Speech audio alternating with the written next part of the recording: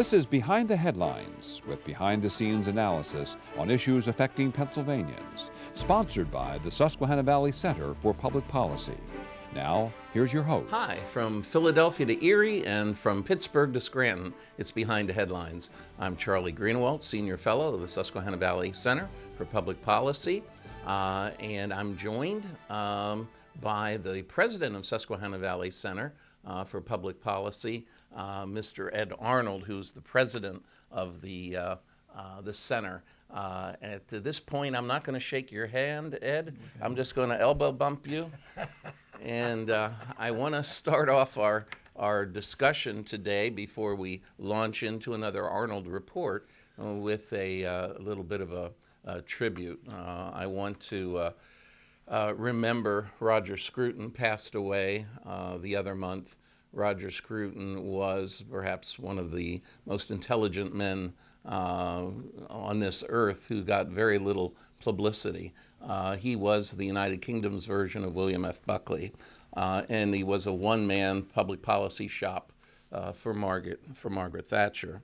When you think of Roger Scruton, you think of all his writing on wine, hunting, fox hunting, music, architecture, language, and most of all, public policy and politics.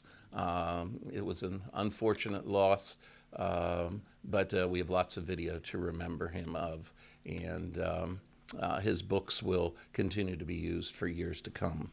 Well, we have a lot to talk about today in this Arnold report, and I'm so thankful that you could come and join us today, Ed. Very good.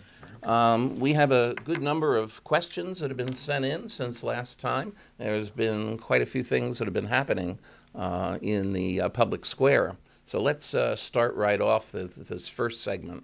The first segment is, Mr. Arnold, where are interest rates headed for the rest of this year?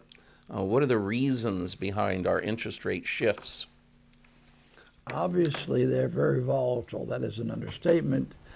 We know that they were just dropped a half a point, and now there is supposedly a very high probability that they will drop another half to 3/4 of a point when they meet next week. So that when the Federal Reserve meets. The Federal Reserve, yes, and that obviously control interest rates. Right. The 10-year Treasury, which of course sets mortgage rates, dropped to a super all-time low yesterday. Now it has bounced back a fair amount today, but it's still, considering the 2% was the lowest it had been, and now it's at 0.7 with the bounce back. It was as low as 0.3.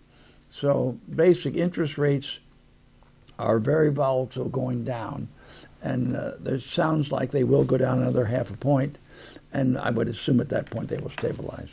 Well, there are some places in Europe, some countries, that actually have negative interest rates. Could you tell us what a negative interest rate is, and do you think America will ever see a negative interest rate, Ed? Well, I guess to say never is, if you'd have said a couple of years ago that Europe would have negative interest rates, I'd have said never, because they don't make any sense.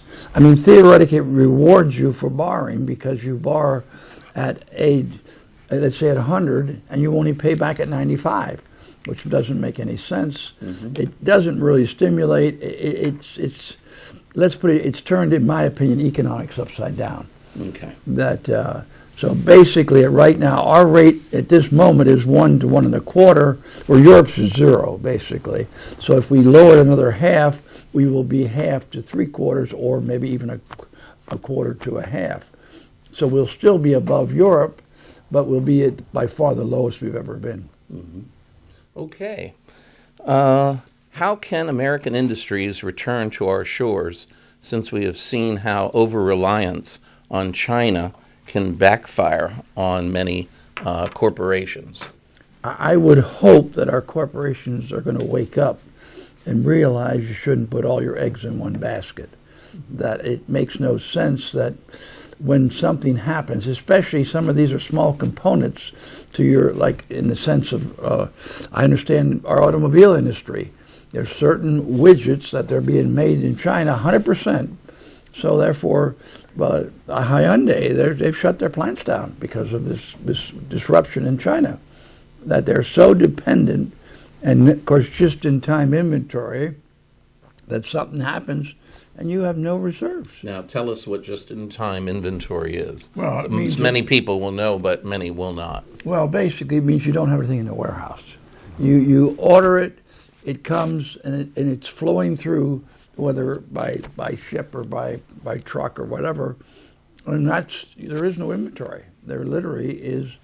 This is what's going to go on the assembly line tomorrow is being shipped today, and it's going to arrive there just in time. So nothing is going to sit around for long periods of time. The money is always working for the company. The thing is, it's sort of funny today because the cost of money is so low that the idea of having that risk that if any little glitch happens, in this case, China, because they control, is causing, we could have a major shortage of drugs in this country because evidently a lot of our drugs, 95%, some people are saying, are manufactured, antibiotics are manufactured in China. And it's, at least if you'd have done it two places, even not necessarily even in the United States, but to say you could save a few pennies by having everything at one spot, the risk, again, whether our government should consider that drugs are in fact a security issue and therefore national security factor, which I noticed Rubio was talking last night on TV about it. Senator Rubio from Florida. Yes, that so it's. I would like to think companies on their own would wake up and move things, and again, these are automated processes. A lot of them. Well, your maxim, you shouldn't put all your eggs in one basket. That's the basic rule of all investment, that you should spread your investments across a wide assortment of industries. So that just seems to make so much sense. So I would hope that American industry will adjust now because of this crisis. Okay. So that's one good thing that'll come out of it. All right. Well, speaking of China, another viewer is concerned about something that has been in the news for over a decade, and that is what can we do now, and what should have we been doing to stop China's widespread industrial espionage in America? Perhaps he's thinking even during the term of Stephen Harper as Prime Minister of Canada, he banned all Chinese, essentially threw all the Chinese out of Canada, except the essential ones in the Chinese embassy in Ottawa, because of industrial espionage. What should we be doing, Ed? Are we doing enough? You say he banned it. I don't think he banned it from their universities. And I don't know about the universities, but all non-essential, if you just couldn't, no Chinese person could travel there for tourism, for example, or without some kind of a reason. I have not seen the article you're talking about, but I really doubt it was quite that restrictive because in the case of Vancouver, 1/3 of the Vancouver is Chinese, so therefore they are a tremendous amount. They are citizens. So to say that their relatives couldn't come visit and this couldn't happen and that couldn't happen, it was very draconian. What should we be doing?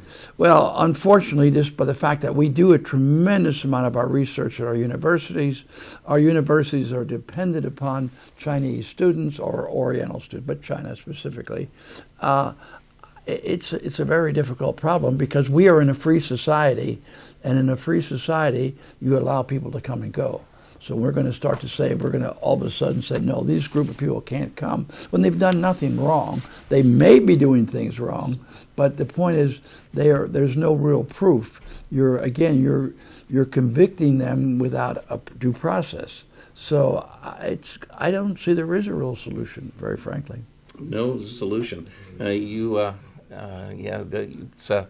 A friend of mine teaches at St. Petersburg University in Russia, and he is a historian there, and he is quite observant of the fact that all the Russian classes are filled with Chinese students who aren't even enrolled. They come to the classes, they take as many notes as possible, they run back to the dorm rooms, and they send all the information back to China. And he laughs because he said, what are we good at anymore? We're good at ballet and military technology. My school doesn't teach many military technology, so I don't know what benefit they're getting from it, but it's an interesting phenomena. Well, let's move on to number 4. Dear Ed, should I invest in the new technology that is building self-driving cars? Or do you think that this is a foolish wild goose chase? Definitely, there's no question we will have automated cars. I think it's going to be a lot longer than most people think, only because we want perfection. We've talked about self-driving cars briefly and self-driving trucks before. That the thing is that if there's one accident, everyone has a fit. Well, there's going to be accidents. Whether they're better than people will be, that I guess could possibly be. But we've got to have a drastic change in our laws to allow it. And the liability, who becomes liable in the case of an accident? Is it the car owner, and so on? Because there's just a lot of complications legally that I think will move quite slow. And the technology itself, it's not going to be perfect. There will be people, there will be accidents. So I'm not sure we're prepared to accept the fact that, yes, they're safer, but there's still accidents. So I think it's going to be. The other problem is, if you'd have invested in the automobile in 1900, you'd have said, gee, this is going to change the world, and it did. Mm-hmm. The trouble is 95% of the companies that were formed or hired failed. So in the case, we're like the same thing here. Yes, there's going to be automated cars, but by whom? So if you're smart enough to know that, yes, Mr. Company A is going to absolutely succeed where B, C, and D are going to fail, then you're smarter than I am. Mm-hmm. So I think basically the risk-to-reward ratio is only because of the time factor, the government factor, and the who's going to make it. It is a very difficult investment. Mm-hmm. Very good. Okay. The next question is from someone who is interested in the finer things in life, I suppose. More and more of my friends are becoming wine enthusiasts and drinking wine. What do you recommend as the best way to invest in the wine industry? Unfortunately, there is no public instruments. There is two companies that one is Diageo, the other is Consolidated Brands, that have a wine division, but it's a small part of a very large company. And in fact, Consolidated Brands just sold their wine division, I believe, to Gallo, which is a private company, which happens to be the largest private wine company in the world. Wine is a private industry. There's a tremendous number of vineyards, but they're all private, except for when these companies, these large spirit companies, they have alcohol, they have beer, they have the whole thing. So therefore, there really is no simple way to invest in wineries. Okay, that's I'm surprised to learn that. I didn't know that myself, Ed. Before the break here, let us try to squeeze in one other short question here. I hear many different views on Jim Cramer's investment advice on CNBC. Can I trust Jim Cramer's recommendations regarding finance and investment? I have not done a detailed analysis of how accurate have his predictions been, but he does seem to give a good analysis, and that he's fairly sharp. So to say that he is not as good as a lot of other people, it appears that he may be.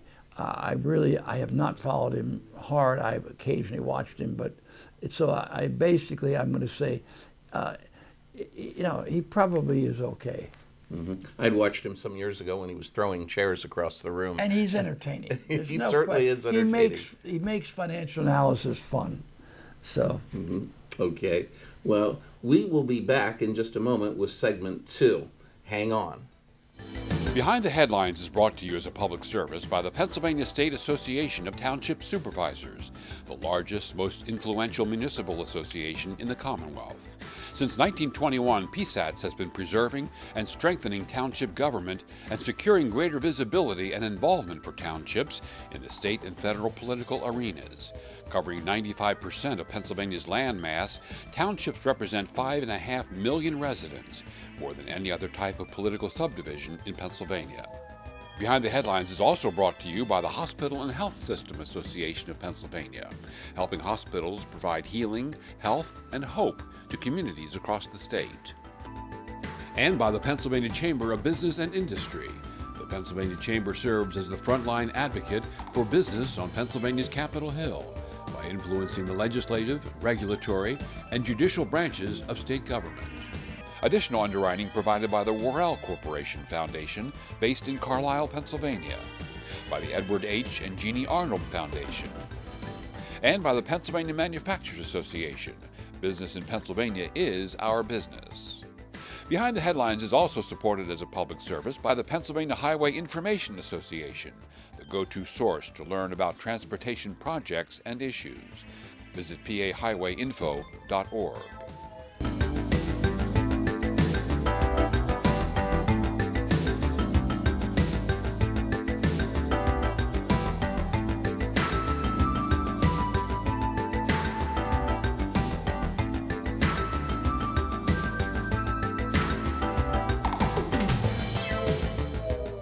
Welcome back to Behind the Headlines. I'm Charlie Greenewalt, and I'm being joined for this show by Mr. Ed Arnold, the president of Susquehanna Valley Center for Public Policy, with one of our regular Arnold reports. We left off, Ed, at a question about Harley Davidson. Do you drive motorcycles? No, I do not. Never driven them. I've driven them, but I don't care for them. Oh, well, I did many, many years ago, but I didn't own a Harley. Ironically, in my industry, trucking, a lot of trucking presidents had Harleys. They used to go to trips and so on. Very popular in the industry. Well, Harley Davidson's CEO just resigned after only 5 years on the job. Is Harley in trouble? Is Harley still a good investment? And that's an interesting question for Pennsylvania, since a good portion of Harley is located in York. Harley has got challenges, obviously. They did not have, recently, their financial reports were not good. The other thing which is going against them, because of our tit-for-tat negotiations on trade with Europe, the Boeing situation has created where Europe is going to put excess tariffs on certain items in America. One of them is motorcycles. So they're going to increase their tariffs from 6% to 56%, which obviously is going to really freeze Harley out of the European market. So besides their other headwinds they're challenged with, there is no tariffs on people bringing motorcycles into America.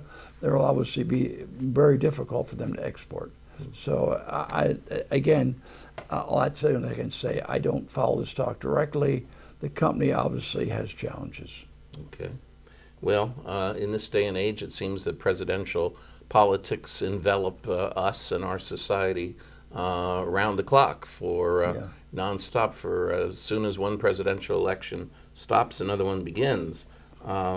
This gentleman wants to know, Mr. Arnold, who are the best presidential candidates for the future of our economy?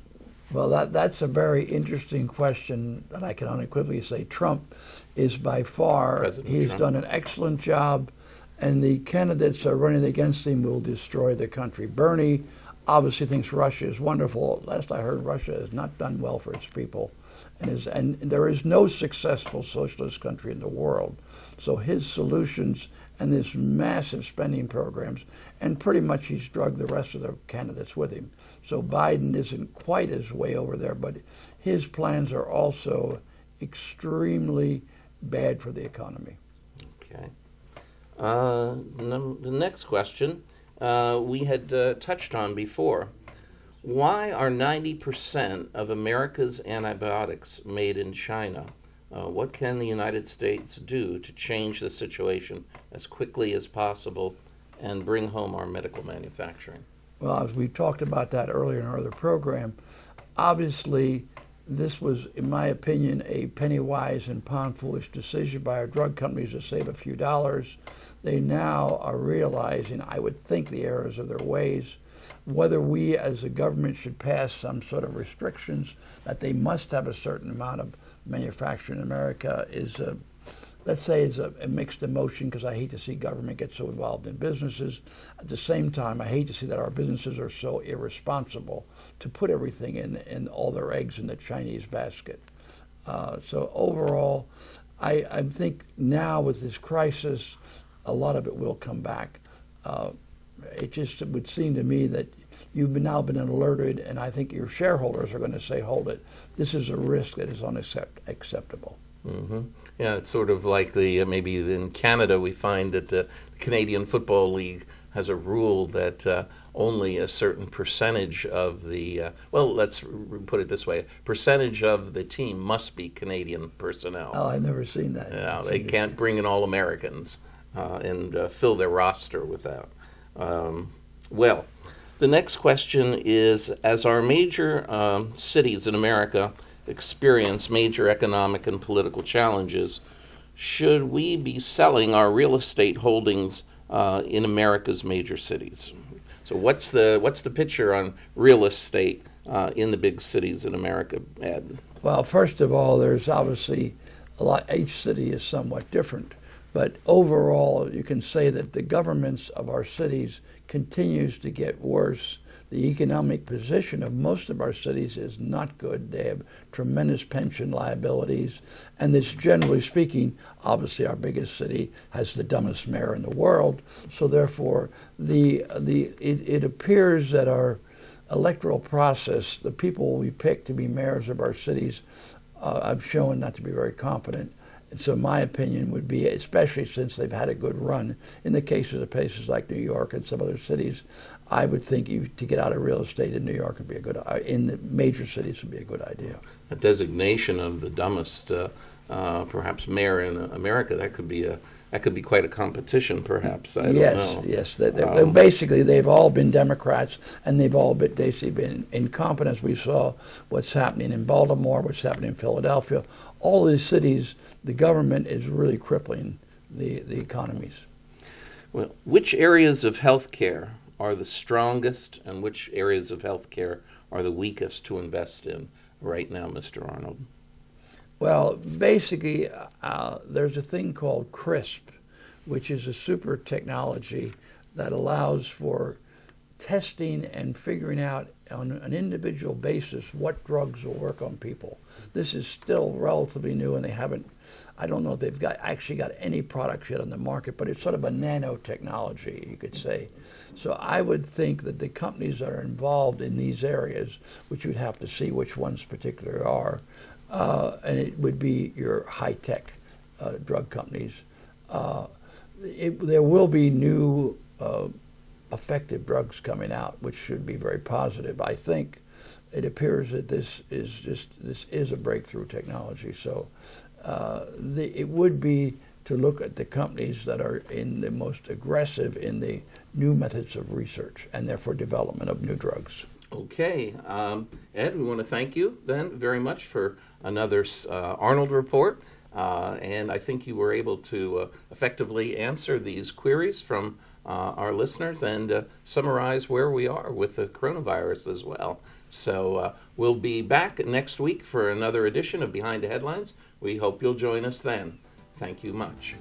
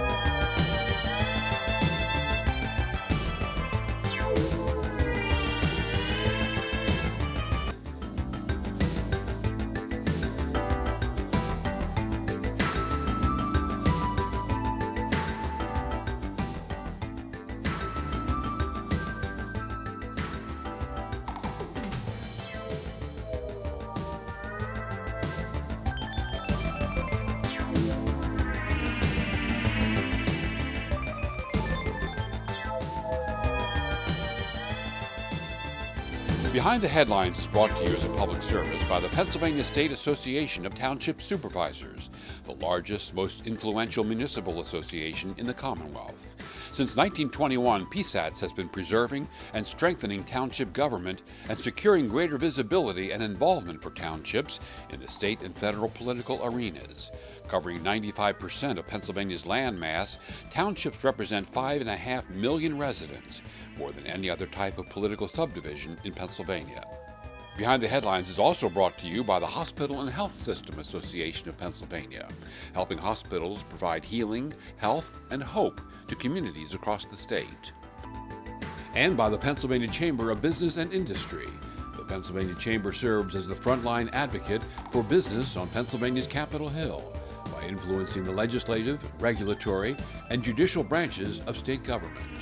Additional underwriting provided by the Worrell Corporation Foundation, based in Carlisle, Pennsylvania, by the Edward H. and Jeannie Arnold Foundation, and by the Pennsylvania Manufacturers Association. Business in Pennsylvania is our business. Behind the Headlines is also supported as a public service by the Pennsylvania Highway Information Association, the go-to source to learn about transportation projects and issues. Visit pahighwayinfo.org.